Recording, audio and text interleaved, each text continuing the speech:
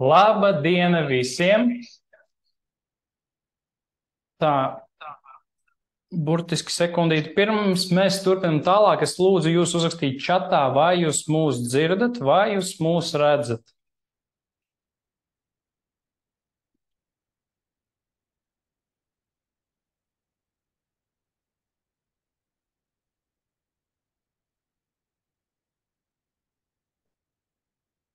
Tā, redzu, dzirdam un redzam. Brīnišķīgi. Gribētu iepazīties. Mani sauc Valērijs Mikalausks. Es nodarbojos ar ķīmijas, fizikas un bioloģijas kabinetu aprīkojumu, sensori, gadžeti un demonstrācijas. Un es savukārt esmu CSINTech projektu vadītājs Māris Zvaigzne. Es galvenokārt nodarbojos ar tehnoloģijas izstrādes dabaszinību kabinetiem. Un tagad mēs pārslēgsimies uz mūsu prezentāciju un sāks mans kolēģis Māris Zvaigzne.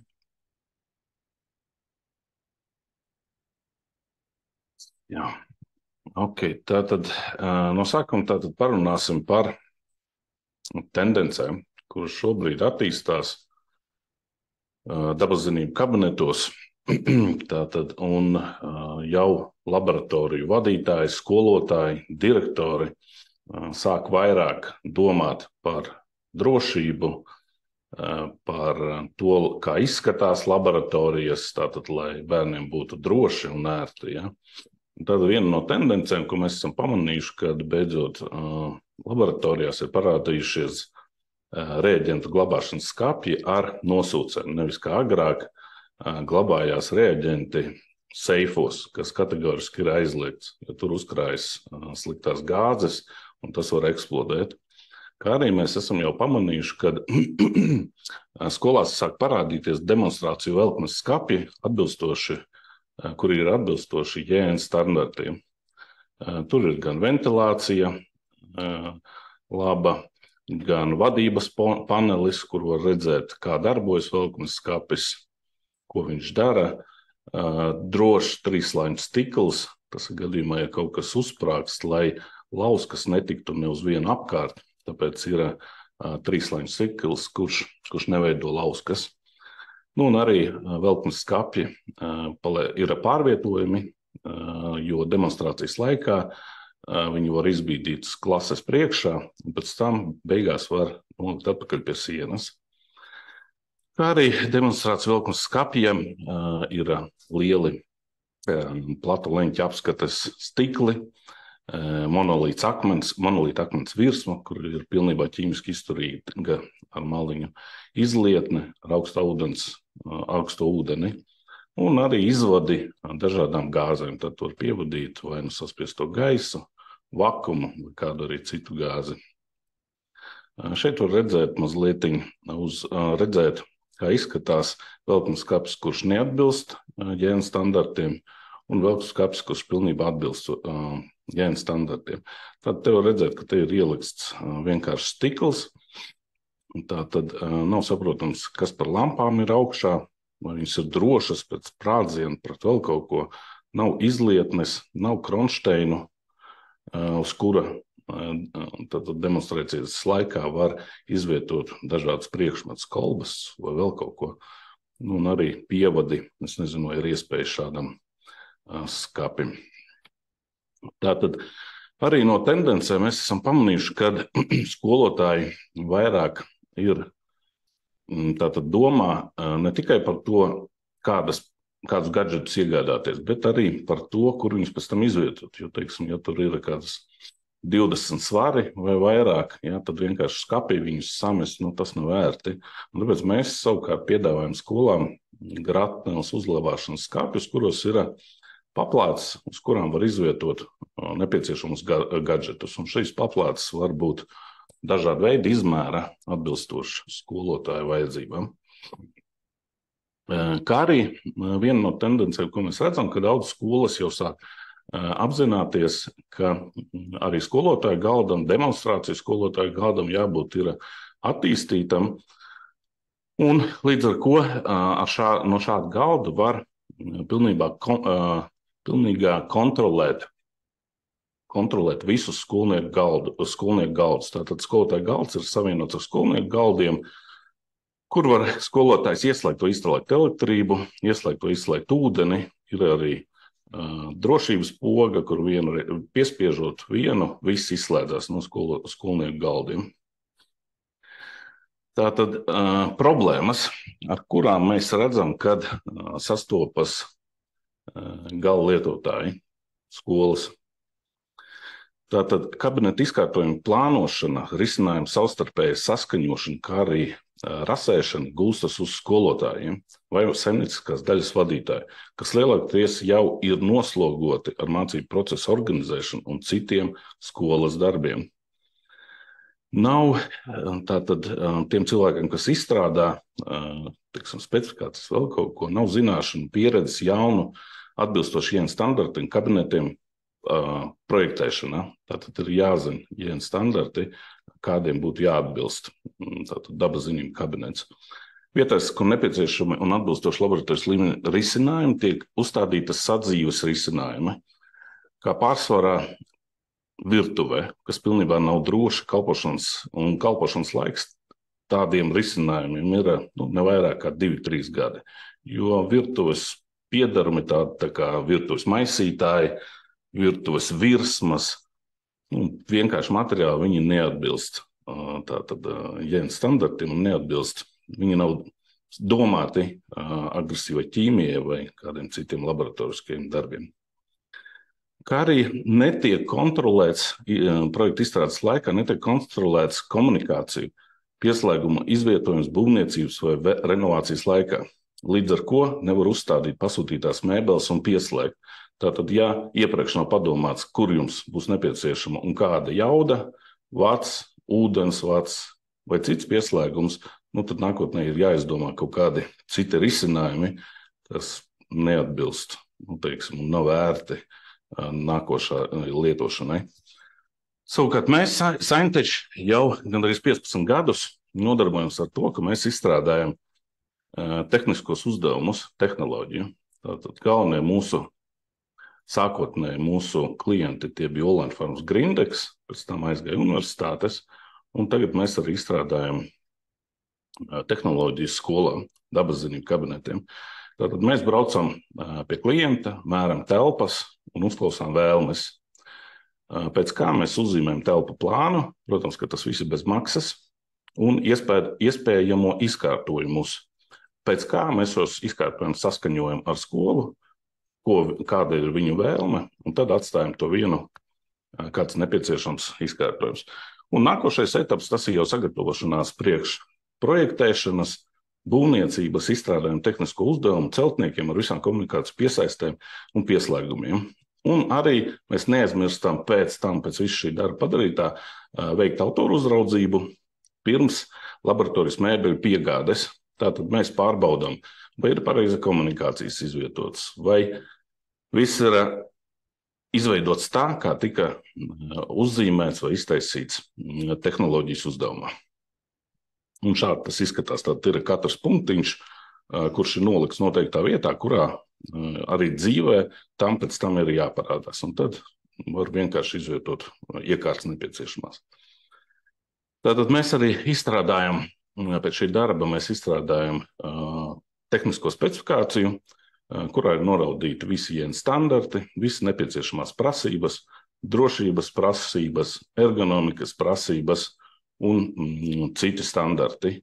Tātad, lai būtu saprotams, kas ir nepieciešams skolai. Pēc tam, protams, mēs arī uzstādām, saslēdzam un arī apmācam skolas darbiniekus. Ja. Nodrošinām servisu, garantiju un attālināto atbalstu. Un mūsu mēbelēm ir 9 gadu garantija. Tātad mēs esam pārliecināti par to kvalitāti un atbilstību. Un šeit jūs varat redzēt tos standartus, kuri ir obligāti jāievēro tātad skolas dabas zinību kabinetu projektēšanā, realizācijā. Tātad visi šie standarti tie ir domāti, lai bērns droši varētu mācīties ķīmiju, fiziku, bioloģiju, lai viņam nekur nebūtu neērti sēdēt, lai nekādi elektrības problēmas nebūtu, lai viņš nekur neiebāstu vadus elektrības rozetē un citas lietas, un arī nenopludinātu visu skolu. Tāpēc šie JN standarti ir obligāti jāievēro un tātad jāpieprasa.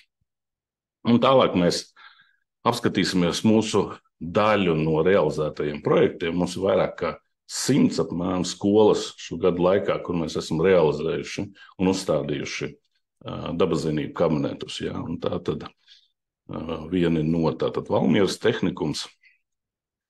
Te Valmieras tehnikumā jau ir redzams, kā uzreiz skolotāji veids demonstrācijas, tātad viņi gatavo velkmes skapi ar saviem priekšmetiem uz skolotāju galda, sagatavo kaut kādas demonstrācijas un tā tālāk. Te būs Daugavpils būvniecības tehnikums. Parasti visi domā, Daugavpils tas ir tālu, ja, ko viņi tur var uztaisīt, bet nē, viņi arī domā par bērnu drošību, par kvalitāti, par to, lai bērnam arī Daugavpilī būtu patīkami mācīties un viss būtu droši un skaisti. Šeit būs Exuperī skola Piņķos, tā ir privāta skola, kur arī saviem bērniem uztaisīja tādas skaistas laboratorijas, kur var redzēt, ka laboratorijām krāsas var būt piemērotas tieši speciāli tām prasībām, kuras vēlas skola. Ja skola ir ģērbonis vai kaut kāda specifiska krāsa, tad to visu var iztaisīt. Visas krāsas no RAL kataloga ir pieejams, un krāsu izvēle nekādīgi neiespaido iekārtu mēbeļu cenu.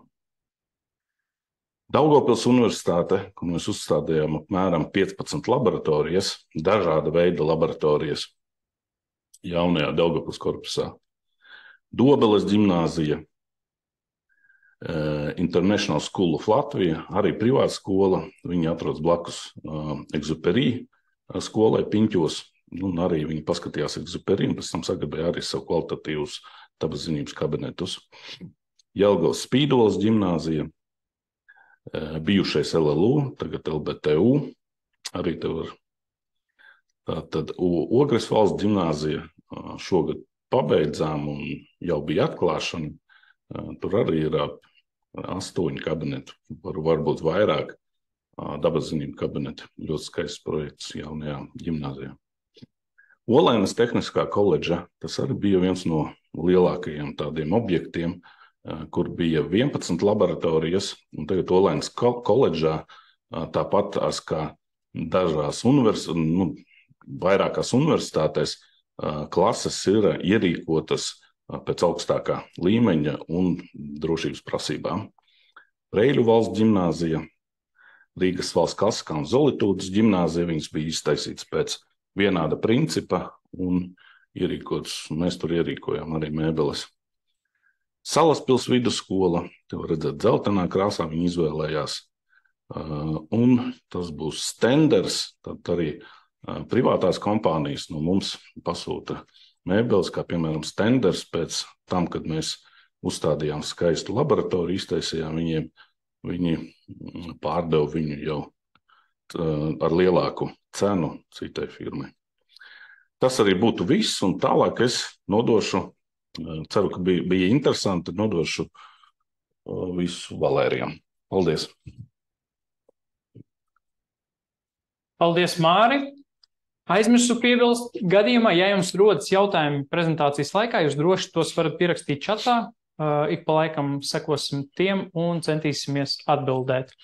Tātad tālāk runāsim par kabinetu aprīkošanu ar ierīcēm, stikliem, piedurumiem, tas, kas ir nepieciešams, un par jaunākajām tendencēm. Pārslēgsimies uz prezentāciju.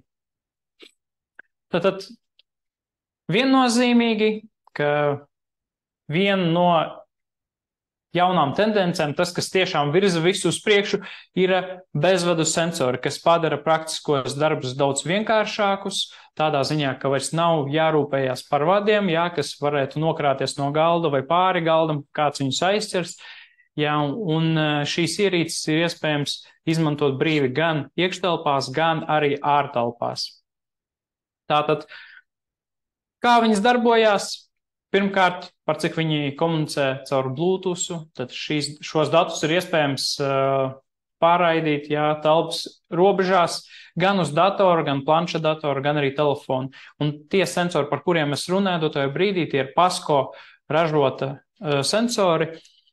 Un viena pozitīva, tiešām pozitīva un izcila lieta ir par to, ka šī programmatūra, ar kuru mēs darbojamies, lai komunicētu ar šiem sensoriem, viņi izskatās absolūti identiski gan uz telefonu, gan planšetdatora, gan arī parastā datora. Respektīvi, ja skolotājs vienā klasē izmanto dators, aiziet uz citu telpu, tur planšetdatoru, nav nekādu problēmu, jo programmatūra izskatīsies identiski, respektīvi gan skolotājiem, gan arī pašiem bērniem būs viegli pierast. Un arī esmu dzirdējis tādu atsauksmi no skolām, ka par cik viņi skolniekiem ļauj, kas vēlās izmantot savus vietāluruņus, lai sadarbotos ar šiem sensoriem, uzkrāt informāciju. Tā sanāk skolniekiem daudz ātrāk gan apgūt pašu programmatūru, kā viņi darbojas, neskatoties uz to, ka viņi jau ir ļoti primitīvi, vienkārši un optimizēti, lai būtu ērti viņi izmantot. Bet otrs, tas arī piesaista to skolnieku interesi zinātnēm. Un šeit ir pāris veidi, kā var atspoguļot šo te informāciju no sensoriem. Mēs redzam, ka reālajā laikā mēs taisam šeit eksperimentu un, teiksim, uz tāfeles varam redzēt uzreiz, kā tiek iegūti dati grafiski, digitāli, analogi ar bultiņu, stabiņu diagrammā, tabulas veidā. Un nākošais solis labai apakšējā pusē, jūs varbūt redzat, un pirmajā skatienā nesaprot, ko tas nozīmē, par cik šie sensori ir nelieli datori, ir iespējams viņus izmantot programmēšanā. Es domāju, ka tas ir mūsu izglītības virziena nākošais posms, par cik programmēšana, robotika viss attīstās. Tad šos sensorus mēs varam izmantot bioloģijā, lai mērītu datus un apgūtu bioloģiju, bet tajā pašā laikā, ja skolā ir kāds datoricis, skolotājs, kas pasniedz datoriku, mēs šos pašus sensorus varam izmantot, piemēram, bioloģijas sensors, lai pētītu un regulētu, kā tiek laistīti augi, kā tiek pievadīts viņiem apgaismojums. Un tas arī ir ar tām pašām ierīcēm. Lūk, runājot par mūsu pieredzi, gribu padalīties ar tām problēmām, kuras mēs saskatām tajā brīdī, kad runa iet par aprīkojumu iegādi, par iepirkumu, kādas tad ir tās lielākās problēmas, kuras mēs esam novērojuši. Ka aprīkojums, kas ir iegādāts, nav savstarpēji savietojams. Bija sākotnēji iecere, kaut kas pamainījies laikā gaitā un beigās tiek iegādāti risinājumi, kas savā starpā nevar tikt savietoti. Vai arī iepirkuma gaitā tika uzrakstīta vāja specifikācija un tiek iegādāts nevis tas aprīkojums kvalitīvs, kur skola tiešām vēlējās, bet tiek iegādāts nekvalitīvs, kas nekalpo tik ilgi vai arī nav tik ļoti ērts un respektīvi skolotājs neizbauda to pasniegšanas procesus un skolniekiem arī tas rada noteikts nērtības. Tātad dažreiz ir redzēts, ka tiek piegādāts aprīkojums, bet Latvijā nav vietējais atbalsts, kas atbildētu uz jautājumiem gadījumā, ja aprīkojums ir darba kārtībā, neiet runa par garantiju, bet skolotājiem kaut kas nesanāk paveikt eksperimentu, un viņam nākas vai nu viens burties cauri dokumentācijai un video materiāliem, varbūt, kurus var atrast, vai arī dažreiz, diemžēl, atstāt to aprīkojumu kaut kur plauktā un neizmantot tik aktīvi, diemžēl, Vai arī piegādātie risinājumi noveco ar laiku, un viņi vairs neatbalsta jaunus Windows versijas, jaunus Android versijas un tam līdzīgi. Ko savukārt dara PASCO ražotais? Tiklīdz parādās jaunā Windows versija, viņi uzreiz savu programmatūru pielāgotāji. Tā, lai arī skolē atjaunojot tehniku, viņi varētu tos pašus sensors izmantot ar jaunām tāfelēm, ar jauniem datoriem, ar jauniem planšetdatoriem un vietāluruņiem. Viņi pie tā ļoti piedomā. Kā arī viena no problēmām ir sekojoša, ka sastādot sarakstu, cilvēks ir palaidis skolotājs, kādu svarīgu aspektu. Piemēram, mums ir gadījies situācija, kad mēs tikāmies ar skolotāju, lai izrunātu sarakstu. Viss ļoti smuki pārdomāti ir uztaisīts, taču es prasu, sakiet, lūdzu, demonstrēšanas, manekēnus un citas ierīces, lai demonstrētu. Jūs tiešām nesat iekļaujuši šajā sarakstā, un skolotājs atzinās, es netīšām palaidu to garām. Jā, un lai tajā brīdī, un mēdz gadīties, ka dažreiz, diemžēl, pat cik skolotāji vienpersoniski sastāv to sarakstu, nav cilvēks no malas, kas paskatītos un pateiktu tā, ok, vai visus tematus mēs esam noklājuši, jā, tad diemžēl dažreiz gadās, ka kāds aprīkojums nav iegādāts. Un kādus risinājumus mēs kā Saintech piedāvājam un kādus jau realizējam Latvijas skolās? Mēs braucam pie skolām, es personīgi tiekos ar skolotājiem, es prezentēju, rādu, kādas ir mūsdienu iekārtu iespējas, uzklausu viņu vajadzības. Dažreiz mēs to sākotnēji taisam pirmo tikšanos kolektīvā un pēc tam individuāli ar katru virzienu skolā, lai sastādītu sarakstus par tām vēlmēm, tām iecerēm, to, ko grib skolotāji. Šos sarakstus mēs zinām, ka sākotnēji ir saraksti, viņi tiek apstiprināti, dažreiz pilnā apmērā, budžets tiek apstiprināts, dažreiz ne. Mēs palīdzam tātad optimizēt šo sarakstu tā, lai skola iegūtu pēc iespējas funkcionālāku aprīkojumu, lai viņi varētu paveikt vairāk praktiskos darbus, un to visu saskatām tā, lai viss būtu savā starpā savietojums un nebūtu tā, ka mēs vienas ierīces esam iegādājušies, tur 20 gabalus, otrs 10, un tagad sanāk, ka nevienādi, respektīvi vienreiz jādala klase, 20 grupās, otrais 10 grupās. Mēs konsultējam specifikāciju rakstīšanu, lai skola iegādājās tiešām kvalitatīvus risinājumus, tieši tos, kurus viņi vēlējās, lai būtu baudāms izglītības process gan skolotājiem, gan skolniekam. Protams, piegādājam, uzstādam un apmācam skolotājus, kā izmantot, un nodrošinam servisu un arī attālinātu atbalstu. Mums, daļa no aprīkojuma ir mums ofisā pieejama, un ar tiem projektiem, kas ir pavisam nesen realizēti, mēs ik pa laikam sazināmies ar skolotājiem, viņi zvana un saka, Valērija, es te gribu izdomāju jaunu praktisko darbu, paskaties, vai man tā izdosies, es domāju, man ir ideja tāda un tāda. Un es apsēžos ofisā ar aprīkojumu, atveru programmatūru, skolotājs apsēžās tajā vietā, kur viņš atrodas, mēs kopā izrunājam, izmēģinam, un to mēs varam atrisināt kādu vai atbildēt uz jautājumu 10 minūšu laikā. Un skolotājs priecīgs, var izmantot aprīkojumu un zina atbildes uz saviem jautājumiem. Mēs rīkojam webinārus līdzīgi kā šodien, lai atsvaidzinātu skolotāju iemaņas, kur mēs paņēmam, izējam cauri programmatūrai atkal, pēc vasaras, vai arī, mums tikko bija projekts, kā teica mans kolēģis, mēs uzstādījām Ogres valsts ģimnāzijā gan mēbeles, gan arī piegādājām viņiem aprīkojumu. Mēs ar viņiem vienojamies par cik tas bija tās tiešām liels projekts, ka mēs apmācību rīkosim 2 reizes. Respektīvi, vienreiz tagad bija viņa vairākas dienas, lai skolotāji apgūst tās jaunās iekārtas, ierīces, un otrais apmācības pēc 1 gada. Pa gadu viņi varbūt pamainīsies skolotāja sastāvs. Varbūt, viņi paņems un nepaspēs pilnvērtīgi izmantot absolūti visas ierīces, vai arī par kādas ierīces viņi ir izmantojuši gada sākumā, bet līdz gada beigām par tām ir piemirsies, lai atsvaidzinātu iemaņas, lai tiešām tas aprīkojums tiktu izmantots. Un arī mēs saprotam, ka bez jaunām tehnoloģijām arī ir jādomā par visām pārējām lietām. Sensori ir labi, bet mums ļoti bieži ir vajadzīgi gan papildus stikli, trauki, piederumi, demonstrēšanas manekēni, uzskatas objekti un tā tālāk. Un pēdējo 2-3 gadu laikā mēs cītīgi strādājam pie mūsu mājaslapas, lai tur ievietot tās preces, kas tiešām ir pieprasītas, un lai skolotāji varētu ieskatīties un plānot savu budžetu nākošajiem gadiem. Lūk, un par cik mēs pēdējā projektā uz Ogri bijām braukuši ne tikai es viens, bet man kopā bija mani kolēģi, viņi uztaisīja pāris bildes, kuras mēs apskatīsimies visi kopā.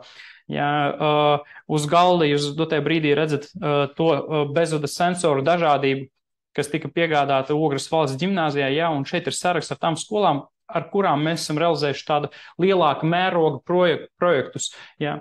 Viennozīmīgi mēs strādājam arī ar skolām gada laikā, jā, bet šīs ir tādas skolas, kuras realizē tiešām kaut ko tādu lielāku. Nu, lūk, un jā, šeit ir kabinets, un šī ir tikai puse no aprīkojuma, kuru mēs piegādājam Ogres valsts ģimnāzijā. Jūs redzat, jā, šie sensori, viņi nav liela izmēra, jā, un tur ir tiešām daudz kastes. Jā, šeit ir bildes no mācību procesa. Skolotāji sēdēja, katrs paņēma tos sensors, kas ir tuvāk viņa priekšmetiem. Jā, mēs izgājām cauri, pamēģinājām, būvējām grafikus, strādājām ar programmatūru, jā, šeit vienā ekrānā es sēžu ar asinsspiedienu sensoru, jā, kas arī ir bezvadu. Jā, arī bildi no mācību procesa. Lūk, un mūsu piedāvājums ir tāds, ka mēs esam atverti jaunām sadarbībām. Gadījumā, ja jums ir paredzēti projekti, ja jūs plānojat iegādāties vai nu mēbeles, vai nu vēlaties atjaunināt aprīkojumu, kas ir jūsu kabinetos, mēs esam atverti sadarbībā un gatavi padalīties ar savu pieredzi. Ja gadījumā jums ir vēl jautājumi, droši lūdzu uzrakstiet viņus čatā, centīsimies uz visiem atbildēt burtiski, pagaidīsim pāris minūtes. Ja gadījumā, ja jautājumu nav, tad gribam pateikties par jūsu laiku un novēlēt, lai izdodas izglītības process. Jā, liels paldies visiem. Jebkurā gadījumā jūs varat visu arī apskatīties mūsu mājaslapā. Tur ir gan gadžetu komplekti jau sagatavoti skolas vajadzībām atbilstoši ministru noteikumiem, kā arī varat paskatīties visu lielāko daļu paveikto objektu, kā arī apskatīties varbūt tās vairāk kaut kāds iekārts. Paldies visiem. Vēl burtiski minūtīt pagaidīsim uz jautājumiem. Redzam jūs pateicības. Paldies!